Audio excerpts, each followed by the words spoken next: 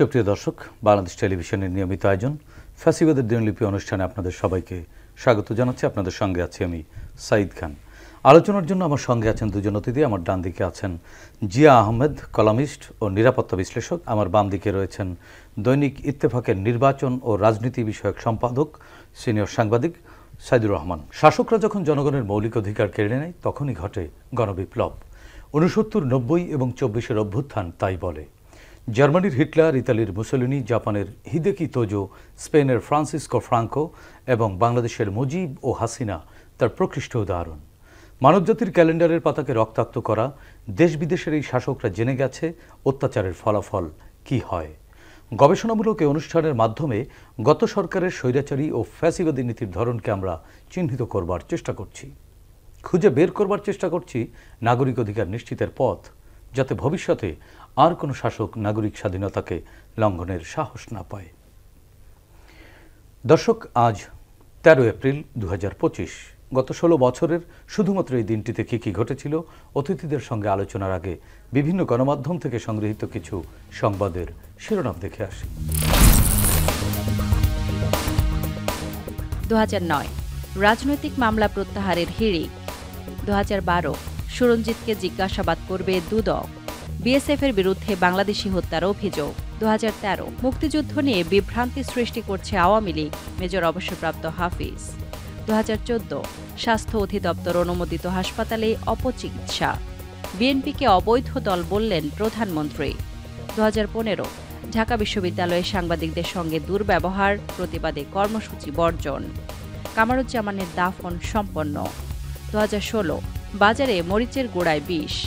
2017 Zia charitable trust মামলার পরবর্তী শুনানি 18 মে। 2019 বিদেশে শ্রমিক যাচ্ছে কম, শ্রম বাজার মন্দা। চলন্ত বাসে যৌন হয়রানির শিকার চট্টগ্রাম বিশ্ববিদ্যালয়ের ছাত্রী।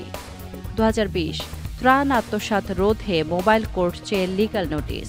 মানিকগঞ্জে চাল আত্মসাতের অভিযোগে স্বেচ্ছাসেবক লীগ নেতা আটক। 2021 বিটিসিএল পুরনো পথে, কারসাজি আরেক প্রকল্পে। একদিনেই 83 জনের মৃত্যু।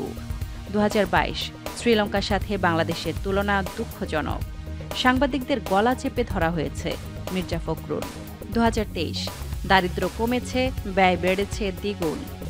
দারিদ্র্য কমেছে, বৈষম্য বেড়েছে। শুরুতেই যাচ্ছি কলামিস্ট জিয়া আহমেদ, আপনার কাছ থেকে জানতে চাচ্ছি। আমরা একটি সংবাদের শিরোনামে দেখলাম সুরঞ্জিতকে জিজ্ঞাসাবাদ করবে দুর্নীতি দমন কমিশন দুদক। দৈনিক যুগান্তরের খবর ছিল এটি। বাংলাদেশ রেলওয়ে নিয়োগে ইতিহাসে আলোচিত এই দুর্নীতি নামে এটি পরিচিত, যা কালো বিড়াল নামেও ওই সময় বেশ পরিচিতি পেয়েছিল। আমাদের রেলওয়ে কি এখনও কালো বিড়ালের থাবামুক্ত কিনা, বা কালো বিড়ালের ছায়া আছে কিনা? শুধুই কি রেলওয়ে, না সারা দেশটাই এরকম কালো বিড়ালের ছায়া পড়েছিল? সুরঞ্জিত সেনগুপ্তবাবুর যে কালো বিড়াল, উনি যে প্রথমে এসেছিলেন যখন 2012 সালে তিনি মন্ত্রী হন, রেলমন্ত্রী, তারপরে তিনি বলেছিলেন যে রেলের কালো বিড়ালকে তিনি ধরে ফেলবেন। কিন্তু দুর্ভাগ্যক্রমে তার মন্ত্রিত্বের 5 মাসের মাথায় তার সহকারী একান্ত সচিব 70 লক্ষ টাকা সহ, যেটা তিনি সংগ্রহ করেছিলেন এই বিভিন্ন নিয়োগের জন্য, সেটাকে সহ তিনি ধরা পড়েন। তো এটা ধরা পড়লো, ফিজিক্যালি টাকা উদ্ধার হলো, কিন্তু পরবর্তীতে দেখা গেল যে আমাদের দুর্নীতি দমন কমিশন তাকে ক্লিন চিট দিল এবং রেলওয়ে মন্ত্রণালয় থেকেও তাকে বলা হলো যে না, তিনি এই দুর্নীতির সাথে জড়িত না। সুরঞ্জিত বাবুকে যে কালো বিড়াল বলছে, এটা কতটুকু যৌক্তিক সেটা আমি জানি না। তারপরে বিষয়টা হলো যে এই 2012 জি ভাই, ওই সময়টাই কিন্তু দুর্নীতি দমন কমিশনের কর্মকাণ্ড নিয়ে কিন্তু সিভিল সোসাইটিতে প্রশ্ন উঠেছিল যে দুর্নীতি দমন কমিশন ধরেই ক্লিন চিট দেওয়ার জন্য শেখ হাসিনার যারা প্রিয়ভাজন তাদেরকে ক্লিন চিট দেওয়ার মেশিন হিসেবে দুদক ব্যবহার এক্স্যাক্টলি সেই জিনিসটাই ঘটেছে যে আপনার সুরঞ্জিত বাবু একজন দক্ষ পার্লামেন্টেরিয়ান ছিলেন এবং অভিজ্ঞ রাজনীতিবিদ ছিলেন। তিনি এই রকম একটা নোংরা জিনিসে জড়িয়ে গেলেন এবং তারপরে সেখানে কোনো শাস্তিমূলক ব্যবস্থা হলো না, না হয়ে তাকে ক্লিন চিট দিল। তো উনি যদি একদম নির্দোষ হতেন তাহলে ওনাকে পরবর্তীতে বেশ কিছুদিন দপ্তরবিহীন মন্ত্রী রাখা হলো কেন? তাকে রেলওয়েতেই ফেরত দেওয়া হতো, সেটা কিন্তু দেওয়া হয়নি। অর্থাৎ ঘটনাটা সত্য ছিল, কিন্তু সুরঞ্জিত বাবুকে রক্ষা করার জন্য সরকার তাকে এই ক্লিন চিটটা দেওয়ার ব্যবস্থা করে। সুরঞ্জিত বাবুকে রক্ষা করেছিলেন না সরকার নিজেই নিজের ভাবমূর্তি রক্ষা করে? একাধিক গ্রাউন্ড আছে। একটা হলো সুরঞ্জিত বাবুকে তো রক্ষা করার বিষয়টা ছিলই, দ্বিতীয় ছিল সরকারের একটা মন্ত্রণালয়ে যদি একটা ছোট ঘটনাতে 70 লক্ষ টাকা ঘুষের চিত্রটা ভেসে ওঠে তাহলে পরে অন্যান্য মন্ত্রণালয়গুলোতে কি ঘটছে এবং ওই মন্ত্রণালয়ে আর কি ঘটেনি? হ্যাঁ, সেটাই সবকটা মন্ত্রণালয়ে এবং সবকটা বিভাগে ওই সময়কালে একটার পর একটা দুর্নীতি ঘটেছে। এবং এই যে দেখেন, আপনি বললেন যে এর পরে আমরা মুক্ত হয়েছি কিনা। আপনার 2014 সালে আমরা চায়না থেকে ডেমু ট্রেন কিনলাম, হ্যাঁ, কয়েক হাজার কোটি টাকা খরচ করে, যেটা চলার কথা ছিল 4 দশক। কিন্তু আমরা দেখলাম যে এই 24 সাল থেকে 9 বছরের মধ্যে সবকটা ডেমু ট্রেন বন্ধ হয়ে পড়ে গেল আপনার রেলওয়ের যে স্ট্যাকইয়ার্ডে, সেখানে পড়ে গেল। এগুলি আর কোনো আমরা ব্যবহার করতে পারলাম না। 2020 সালের পরে আর ডেমু চলেনি। হ্যাঁ, 2020-এর পরে চলেনি। এবং তারপরে দেখেন যে কোরিয়ার হিউন্দাই থেকে যে আমরা 10টা মিটার গেজ লোকোমোটিভ কিনলাম, সেই জিনিসগুলিও আমাদের বাংলাদেশের যে রেল ট্র্যাক সেটাতে চলার জন্য উপযুক্ত না। তারপরেও সেখানে বলা হয়েছে যে এগুলোকে গ্রহণ করতে হবে। এটা গ্রহণ করা হয়েছে কিনা আমি জানি না, বাট ঘটনাগুলো যে এই রেল মন্ত্রণালয়ে একটার পর একটা আপনার এই ধরনের এই দুর্নীতি চলেইছে। এবং এই যে দেখেন যে আমাদের এই সুরঞ্জিত বাবুর পরে যে দুজন রেলমন্ত্রী ছিলেন, একজন ছিলেন জনাব মুজিবুল হক সাহেব এবং তারপরে ছিলেন সুজন সাহেব। এনারা দুইজনই কিন্তু এই দুর্নীতি দমন মামলায় বর্তমানে আসামি এবং তার সম্ভবত পলাতক অবস্থায় আছেন। সো এই যে রেলওয়েতে আপনার এই দুর্নীতি সুরঞ্জিত বাবুর এই বিড়াল কাণ্ডের পরে থামে নাই, এটা চলছে। আর আমাদের যে অন্তর্বর্তীকালীন সরকার, এই সময়কালে তো কোনো বড় ক্রয় হয়নি, অতএব এটা বলা যাচ্ছে না। কিন্তু যে ছোট বিষয়টা যেটা মানুষকে বেশি টাচ করে, যেটা হলো যে রেলওয়ের টিকিট, ঈদের সময়গুলো আসে, সেই সময়গুলিতে মানুষ রেলের টিকিট চায়, বিকজ এটা এক হলো নিরাপদ, 2 নম্বর হলো এটা সাশ্রয়ী। কিন্তু সেই টিকিটের ক্ষেত্রে দেখা যায় যে পাওয়া যায় না। মানে 2000 টিকিটের জন্য 3 লাখ 5 লাখ হিট পড়ে এবং এই টিকিটগুলি উধাও হয়ে যায়। কিছু দুর্নীতি রয়েই গেছে, বড় দুর্নীতি হয়তো নাই, কিন্তু ছোট দুর্নীতি রয়েছে। কিন্তু এই মিনিস্ট্রিগুলোর যে দুর্নীতি আসলে হয়ে যাওয়ার কারণটা বর্তমান সরকারকেই বলতে হবে কি কারণে। যে আপনার তার আগে 15.5 বছর তো আমরা একটা স্বৈরাচারী শাসন ব্যবস্থার মধ্যে ছিলাম, সেখানে আমাদের কোনো প্রশ্ন করার সুযোগও ছিল না। কেউ প্রশ্ন করলে তিনি বাসায় ফিরতে পারবেন কিনা সেটাই সন্দেহ ছিল। সো আমাদেরকে ওই সময়কালটাকে আমরা কালো অধ্যায়, কালো বিড়ালের অধ্যায় বা এবার যেভাবেই বলি ওটাকে ধরে নিতে হবে। এবং এর পরবর্তীতে একটা দিন গেলেও সেই সময় আমাদের যে আকাঙ্ক্ষা, আশাবাদ, সেটাকে আমাদের লালন করতে হবে। এবং আমরা চাইবো যে প্রথম দিন থেকেই আপনার দুর্নীতির গোড়াটা কেটে দেওয়া হোক। সাইদুর রহমান ভাই, আপনি নির্বাচন এবং রাজনীতি নিয়েই সাংবাদিকতা করেন, এই বিষয়ভিত্তিক সাংবাদিকতার সাথে জড়িত, এবং আপনি বহু বছর ধরে এই সাংবাদিকতা করছেন। আমরা এই ফ্যাসিবাদের পতনের পরে, শেখ হাসিনা পালিয়ে যাবার পরে, তার ক্যাবিনেটের এবং তার পার্লামেন্টের সকল মন্ত্রী এবং সকল এমপিকে পালাতে দেখেছি। এবং এটি শুধুমাত্র যে জনরোষে পালিয়েছেন বিষয়টি এরকম না, এবং এমন কোনো মন্ত্রণালয় বা এমন কোনো এমপি নেই যিনি দুর্নীতিগ্রস্ত না এবং যার নামে দুদকে মিনিমাম এলিগেশন আসেনি। এটি আসলে কি নষ্ট রাজনীতির ফল, না নষ্ট লোকের হাতে রাজনীতি পড়ে যাওয়ার ফল? গত 15 বছর বাংলাদেশের রাজনীতি আমরা দেখেছি যে ফ্যাসিবাদ শাসনটা আওয়ামী লীগ এমনভাবে কায়েম করেছিল যে ফ্যাসিবাদ থেকে শিশু থেকে শুরু করে মহিলা, পুরুষ, আম জনতা কেউ বাদ যায়নি ফ্যাসিবাদের অপশাসন থেকে।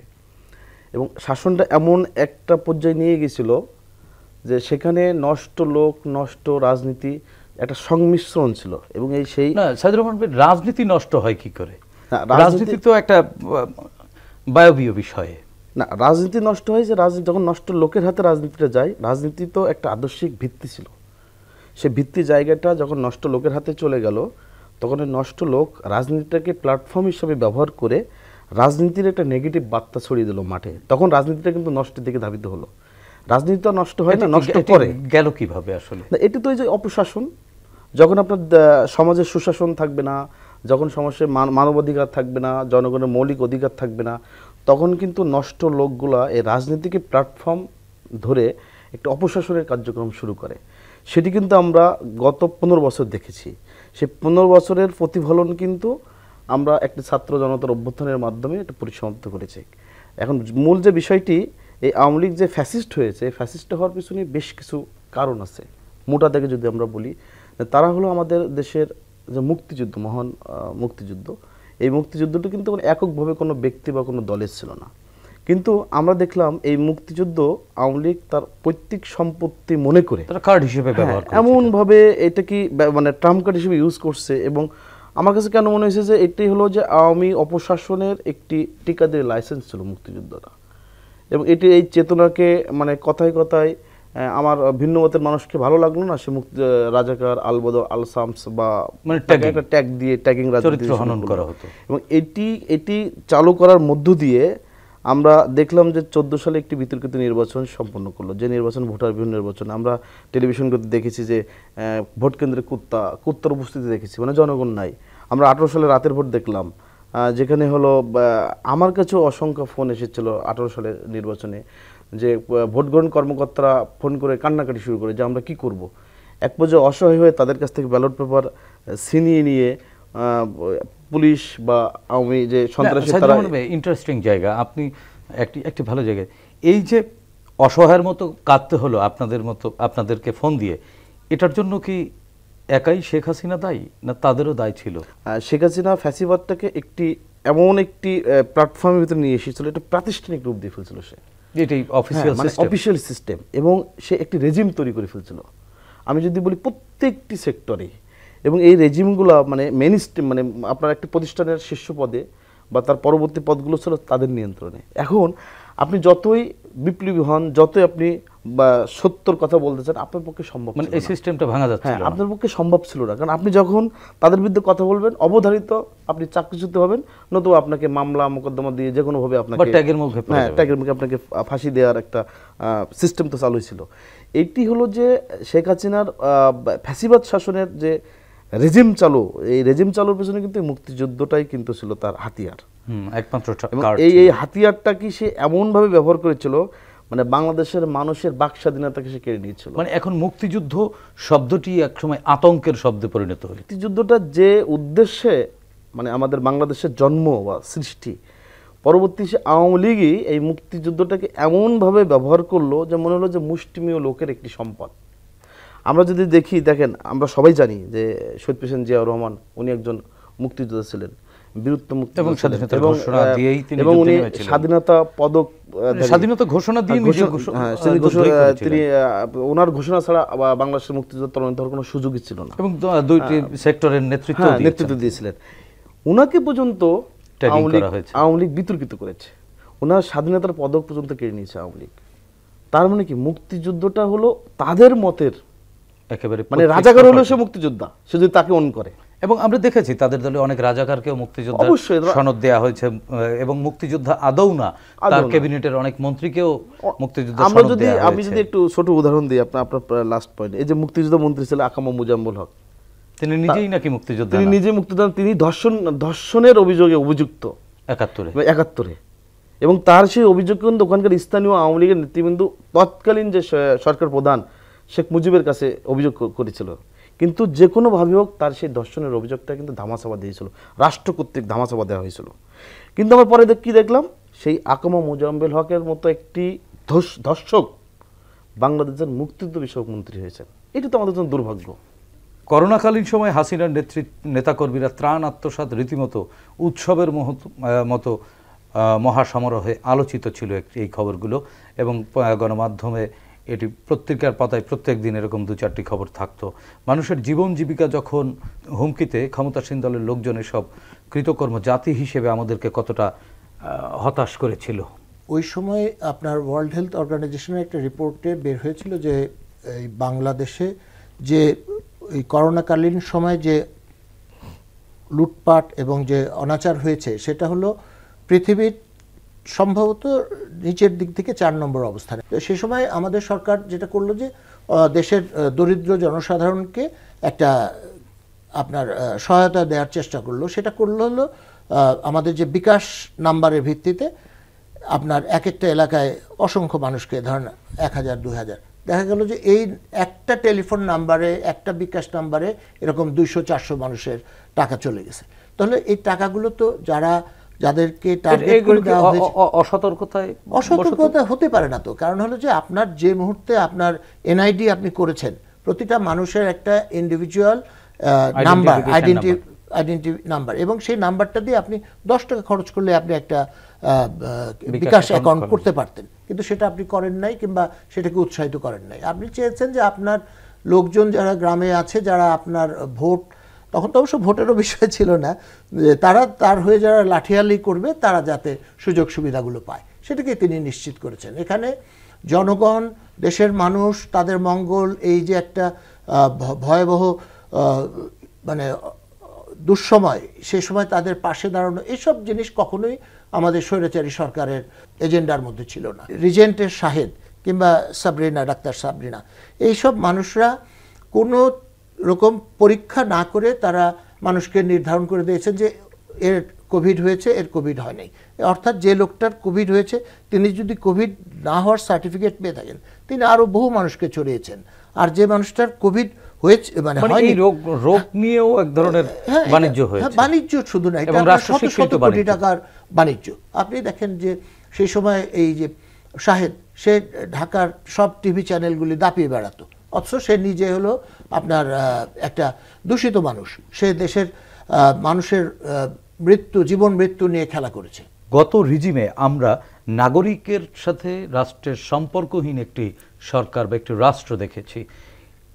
এরকম পরিস্থিতিতে একটি রাষ্ট্র কখন যায়? রাষ্ট্রবিজ্ঞানের ভাষায় এটিকে ফ্যাসিজম বা স্বৈরতান্ত্রিক শাসন ব্যবস্থা বলা হয়। আপনার অবজারভেশনে এটিকে আপনি বা কেমন রাষ্ট্রের অভিজ্ঞতা ছিল? আমাদের রাজনৈতিক দলগুলো কি কোনো লেসন নিতে পেরেছে ভবিষ্যতের জন্য? শেখ হাসিনা স্থানীয় সরকার ব্যবস্থা এবং জাতীয় নির্বাচন, দুইটি সিস্টেমকে সে এমনভাবে একটি দূষিত সিস্টেমে পরিণত করেছিল যে জনগণকে তার অধিকার থেকে বঞ্চিত রেখেছিল। মানে রাষ্ট্র থেকে জনগণ ছিটকে পড়েছে, টোটালি ছিটকে পড়েছিল। এবং ছিটকে পড়ার মাত্রাটা এমন ছিল যে মানুষের মানে তার ভোট দেওয়ার যে একটা অধিকার আছে, বা সে তাকে চাপিয়ে দেওয়া হতো সবকিছুই। আপনি যদি বলেন বাজারে যান, দ্রব্যমূল্য মনে করেন, আমরা এমন দেখছি পেঁয়াজের দাম 500 টাকা কেজি হয়েছি, জনগণ বলতে বাধ্য যে জনগণ ভালো খাচ্ছি। মানে জনগণকে, মানে জনগণের মাইন্ডসেটটা এমন করা হয়েছিল যে তাকে যেন একটা বাক্সের ভিতরে বন্দি করে রেখে দেওয়া হয়েছে। এবং একইভাবে বলা হতো যে দাম বেড়েছে তো কি হয়েছে, জনগণের ক্রয় ক্ষমতাও তো ক্রয় ক্ষমতা। আমরা এমনও দেখেছি যে বেগুনের দাম বেড়েছে, উনি পরামর্শ দিচ্ছেন যে কুমড়া তো আছে, আমরা কুমড়া, মানে রমজানের সময়। মানে এমন একটা রাষ্ট্র আমরা কল্পনা করতে পারি যে রাষ্ট্রের সরকার প্রধান নিজেই মানে জনগণকে মানে কোনোভাবে কেয়ার করতো না। শেখ হাসিনা রিজিমের সময়ের যে দুঃশাসন, সেই দুঃশাসন থেকে কি আমাদের রাজনৈতিক দলগুলো কোনো শিক্ষা নিতে পেরেছে? আপনার কাছে কি মনে হয় এই 7 মাস বা 7.5 মাসে? বাংলাদেশের প্রধান রাজনৈতিক দল আমি বিএনপিকে দেখব।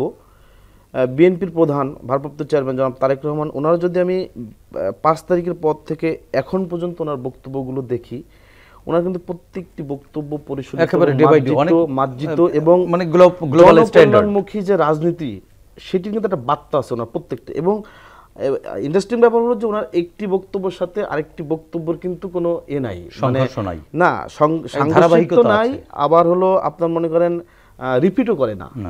তার মানে কি উনি কত চিন্তা করেন, মানে বাংলাদেশ থেকে উনি বিচ্ছিন্ন থাকার পরেও জনগণকে সরাসরি, মানে আমি এই অর্থে বলছি যে সরাসরি শারীরিকভাবে উপস্থিত না থাকার পরও ওনার যে চিন্তার জায়গা, মানে আমি মনে করি যে শারীরিকভাবে উপস্থিত থাকার চেয়েও উনি হাজার গুণ বেশি চিন্তা করেন। মানে মনে হয় যেন এই রাষ্ট্রকে নিয়ে। মাটির উপরে কারণ দাঁড়িয়ে বলছেন।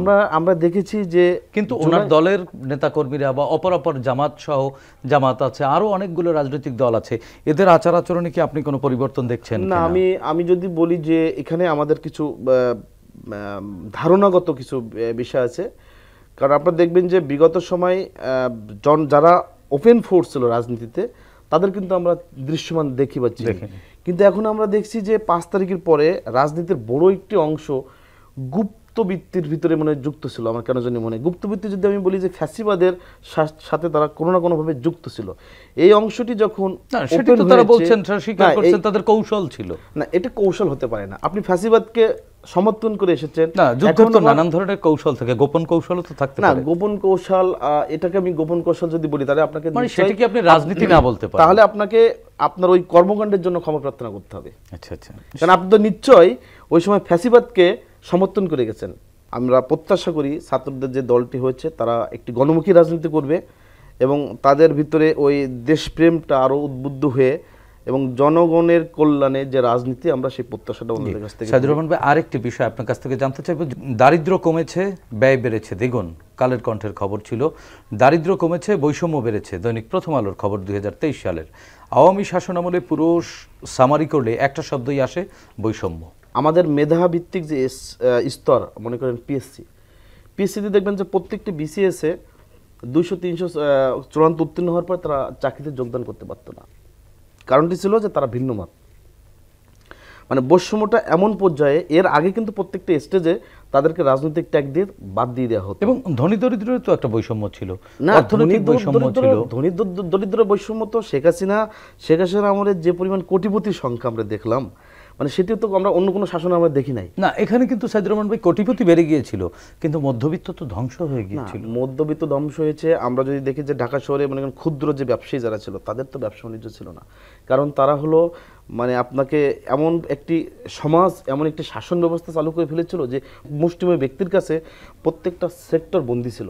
আমরা যদি বাংলাদেশের প্রেক্ষাপটে দেখি, বাংলাদেশের ইতিহাসে নিকৃষ্ট একটি শাসককে পতন ঘটাতে আমরা সক্ষম হয়েছি। এবং এই জন্য আমি বিশেষভাবে ধন্যবাদ দেবো বিএনপির ভারপ্রাপ্ত চেয়ারম্যানকে, কারণ ওনার অবদানটা ছিল এই আন্দোলনে সবচেয়ে বেশি।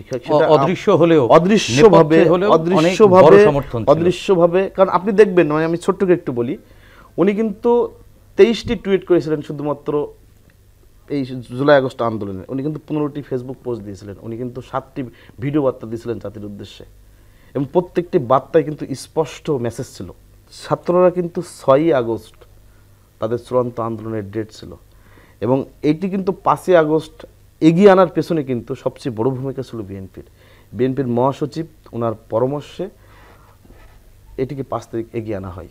জি, ধন্যবাদ সাইদুর রহমান ভাই। একই বিষয়ে জিয়া ভাই আপনার কাছ থেকে একটু জানতে চাচ্ছি। বৈষম্য শব্দটি সমাজের সর্বক্ষেত্রে জেঁকে বসেছিল এবং মানুষ আসলে যে বৈষম্যের শিকার সেটিও বলতে পারছিল না। আমরা দেখেছি রাজপথে যে আন্দোলনটি গড়িয়েছে সেটি শুধুমাত্র চাকরির ক্ষেত্রে বৈষম্যের সূত্র ধরে কিন্তু গোটা বৈষম্য রাজপথে নেমে এসেছিল। আসলে একটি সমাজে এত বৈষম্য কেন করতে হয়েছিল শেখ হাসিনাকে, এবং ফিউচার পলিটিক্স যারা করবেন, ফিউচারে যারা রাষ্ট্র পরিচালনা করবেন, তাদের কোন কোন জায়গাগুলো আসলে এই গত 15 বছর এবং এই আন্দোলন থেকে শিক্ষা নিতে হবে? গত স্বৈরাচারী শাসন আমল, এটা তো আসলে কোনো শাসন না। এটা ছিল যে তিনি মনে করতেন যে এটা তার বাপ স্বাধীন করে দিয়ে গেছে, এটা তিনি জমিদার, এবং সে কারণে উনি আর যাকে পছন্দ হতো তাকে সেখান থেকে উঠায় নিয়ে এসে উনি পজিশনে বসায় দিতেন। সো এখানে আপনার মেধা বা মেরিটোক্রেসির কোনো সুযোগ ছিল না বা স্কোপও ছিল না। আর যেটা আপনি বলছেন যে পরবর্তী যারা শাসন ক্ষমতায় আসবেন বা জনগণের ভোটে নির্বাচিত হয়ে আসবেন, তাদেরকে যেটা আমি মনে করি এবং যে শিক্ষাটা তারা পেয়েছেন বলে আমার ধারণা, সেটা হলো যে মানুষকে তাদের মেধা অনুযায়ী তাদের সুযোগগুলোকে উন্মুক্ত করে দিতে হবে যে কোনো পদের জন্য। এই যে দেখেন যে এবার যে কমিশনগুলো হলো, সেখানে আপনার এক হলো নির্বাচন নিয়ে আছে, আমাদের জাতীয় সংসদ নির্বাচন নিয়ে আছে, তারপরে আপনার এই জনপ্রশাসন নিয়ে আছে। প্রত্যেকটা জায়গায় তারা কিন্তু মেধাকে এবং মানুষের যোগ্যতাকে প্রাধান্য দিয়েছেন এবং বলেছেন যে সেইভাবে দেশটা এগিয়ে যেতে হবে। আর দ্বিতীয় জিনিসটা হলো যে এই যে অর্থনৈতিক বৈষম্য, যেটা আপনি মনে করেন যে একটা কৃষক যদি আপনার 1 কেজি আলু ফলাইতে তার খরচ হয় 20 টাকা, তাকে তো আপনি মিনিমাম 20% তাকে দিবেন, কারণ হলো তার প্রফিট থাকতে হবে, তার যে তার নিজের শ্রম সেই জিনিসগুলো থাকতে হবে। কিন্তু সেখানে সে বিক্রি করতেছে 20 টাকায় ফলিয়ে 18 টাকা বা 15 টাকায়, ঢাকায় আমরা কিনেছি 70 টাকা কেজি। এই যে মধ্যস্বত্বভোগীরা এই টাকাটা নিয়েছে, মধ্যস্বত্বভোগী কিন্তু এরা একদম মানে যে এই দলীয় ক্যাডার এরা, এবং এর কোনো বিকল্প নাই। এর বাইরে, এই দলীয় ক্যাডারদের বাইরে মধ্যস্বত্ব নেওয়ার কোনো সুযোগ ওনারা রাখেনি নাই। এই যে এখন দেখবেন যে এই যে গত রোজাতে আপনার দেখা গেল যে আমাদের সয়াবিন তেলের একটা কৃত্রিম সংকট করার জন্য তারা সয়াবিন তেলের এই জাহাজগুলোকে বহির্নোঙরে এবং নদীর মাঝখানে ভাসিয়ে রেখেছিল। সেটাকে পরে মানে কোস্টগার্ড এবং পুলিশ, র্যাব দিয়ে সেগুলোকে ভোক্তা পর্যায়ে নিয়ে আসার জন্য সরকার থেকে উদ্যোগ নিয়েছে। এই জিনিসগুলি হচ্ছে আপনার গত যে স্বৈরাচারী শাসনের যে ভুল বা অন্যায়, সেটার থেকে শিক্ষা নিয়ে আমাদের এখনকার সরকার এই কাজগুলি করছে, এবং আমাদের সামনে যারা সরকারে আসবেন তারাও ঠিক এই কাজগুলি করতে হবে, তাদেরকে এই ধারাবাহিকতাটা রাখতে হবে। এবং সবচেয়ে মূল কথা যেটি, সেটি হচ্ছে নাগরিককে নাগরিক মনে করতে হবে, জনগণ মনে করতে হবে, এবং জনগণের কাছে যে রাজনৈতিক দলগুলো বা রাজনৈতিক নেতারা দায়বদ্ধ, এই কথাটি মাথায় রাখতে হবে। অফকোর্স সবচেয়ে বড় জিনিসটা যেটা হলো যে আপনার আমাদের যে সংস্কারের কথা আমরা বলি, আমাদের সংস্কার খুব বেশি সংস্কার দরকার নেই, কিন্তু একটা সংস্কার থাকতে হবে যে প্রতি 5 বছর পরে প্রতিটা রাজনৈতিক দলকে জনগণের কাছে যে বলতে হবে যে ভাই, আমার গতবার আমাকে ভোট দিয়েছিলেন, আমার এইটা ছিল আমার ইস্তেহার, সেই অনুযায়ী আমি কাজ করেছি, আপনি আমাকে মূল্যায়ন করেন। যারা জিততে পারেননি তারা বলবে যে ভাই, আমি গিয়েছিলাম এই ইস্তেহার নিয়ে, ওনারা গিয়েছিলেন এই ইস্তেহার নিয়ে, ওনাদেরকে আপনারা ভোট দিয়েছেন, তারা এত % করেছে, এত % করতে পারেন নাই, কিন্তু এখন আমাদেরকে একটা সুযোগ দেন। এই জিনিসটা যদি জনগণের কাছে তারা সব কয়টা রাজনৈতিক দল যদি যেতে বাধ্য হয়, তাহলে পরে আপনারা দেখবেন যে আমাদের সমস্যার অর্ধেক কমে যাবে।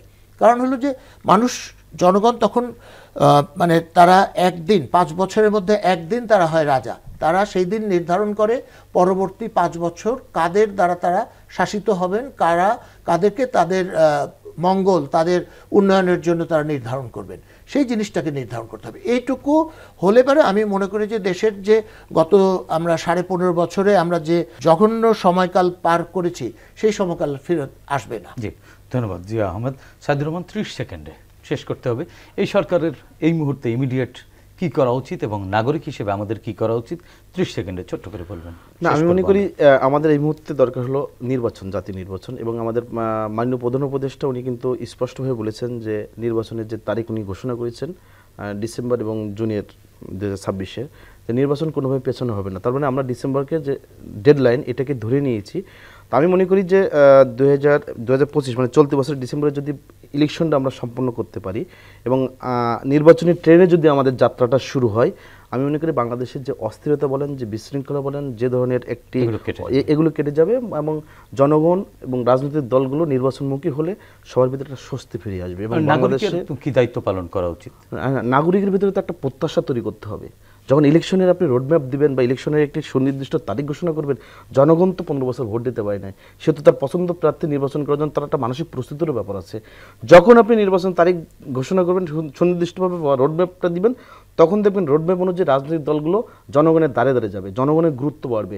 জনগণের গুরুত্ব যখন রাষ্ট্রের কাছে বাড়ে, তখন দেশে একটি সম্ভাবনা তৈরি হয় ভালো কিছু এবং শৃঙ্খলা ফিরে আসে। আমরা প্রত্যাশা করি সরকার তার নির্ধারিত তারিখের ভিতরে নির্বাচন সম্পন্ন করবে, যেভাবে শৃঙ্খলা ফিরে আসে সরকার সেই উদ্যোগটি নেবে, নাগরিক হিসেবে আমাদের প্রত্যাশা। ধন্যবাদ সাইদুর রহমান, আপনাকে ধন্যবাদ জিয়া আহমেদ, আপনাদের দুজনকেই। প্রিয় দর্শক, 36 জুলাইয়ের গণ অভ্যুত্থানের মাধ্যমে ছাত্র জনতা এ মাটির গর্ভে যে নতুন আলো প্রবেশ করিয়েছে, তা ধরে রাখবার দায়িত্ব শুধু সরকারের একার নয়, আমাদেরও। বিভিন্ন স্থানে ঘটে যাওয়া মব ভায়োলেন্স, মব জাস্টিস ফ্যাসিবাদী সংস্কৃতির অংশ। সুশাসনের প্রয়োজনে দীর্ঘদিনের চর্চিত এই ফ্যাসিবাদী সংস্কৃতি থেকে বেরিয়ে এসে আইনের আশ্রয় নিতে হবে আমাদের। আসুন আমরা সুনাগরিকের পরিচয় দেই, ফ্যাসিবাদকে রুখে দেই। প্রিয় দর্শক, দেখা হবে আগামী পর্বে নতুন অতিথির সঙ্গে। ততক্ষণ পর্যন্ত ভালো থাকুন, সুস্থ থাকুন, বাংলাদেশ টেলিভিশনের সঙ্গেই থাকুন। খোদা হাফেজ।